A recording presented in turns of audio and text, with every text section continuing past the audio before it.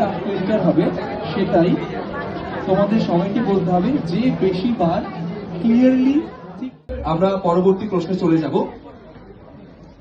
আচ্ছা, আমরা কোয়েল মল্লিকের প্রথম সিনেমার নাম জানতে চাই। হাত তুলতে হবে, মুখে বললে হবে না।